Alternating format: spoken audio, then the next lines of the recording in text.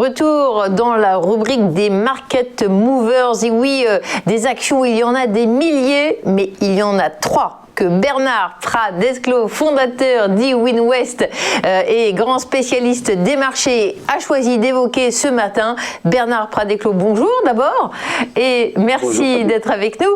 Et on commence par STMicroelectronics. Effectivement, ce fabricant de semi-conducteurs a été choisi par Intel, hein, c'est pas rien, un contrat très important. Vous, quelle est votre analyse de cette valeur? Alors écoutez, c'est une valeur sur laquelle je suis évidemment très positif, puisqu'on sait très bien que les semi-conducteurs, c'est l'avenir. On sait très bien que notamment sur l'automobile, c'est aussi l'avenir, mais on sait très bien qu'il y a aussi des problèmes en approvisionnement. Donc c'est un peu compliqué. On sait aussi que c'est un secteur de croissance, et là aussi, si on se reporte à tout ce qui se passe sur le Nasdaq actuellement, on voit bien que toutes les valeurs de croissance souffrent, même si hier, il y a eu un rebond très puissant sur le Nasdaq. Je reste plus que méfiant à l'avenir. Voilà.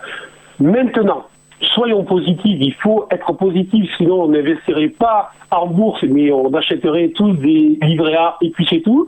Donc il faut être très très positif. Et donc, je suis prudent sur la valeur, mais très clairement, et on le voit très bien hein, sur le graphique que vous avez mis en fait à l'écran, on voit que la valeur qui tutoyer les 36 € est venu s'appuyer sur une zone de support très forte qui est autour des 28 €. Donc on a eu donc déjà une baisse significative sur ce titre. Et on voit tout simplement que ce niveau support, le niveau support des 28 €, les acheteurs ont réagi très positivement dessus. Donc ça, c'est toujours un signal qui est très intéressant.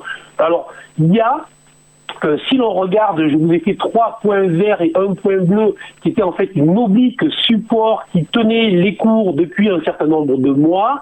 Cette oblique a cédé à la fin du mois de février, et tout simplement, on peut envisager un retour sur cette oblique qui est située aux alentours des 33,50 €. Donc, c'est un objectif possible si les marchés continuent à bien se tenir. Donc, je recommande quand même un petit peu de prudence. Je pense que les marchés pourraient être agités avec un peu de volatilité, mais pour ceux qui voudraient travailler sur un secteur qui est intéressant, sur une valeur de croissance qui est en France, on pourrait être sur un point très intéressant pour rentrer.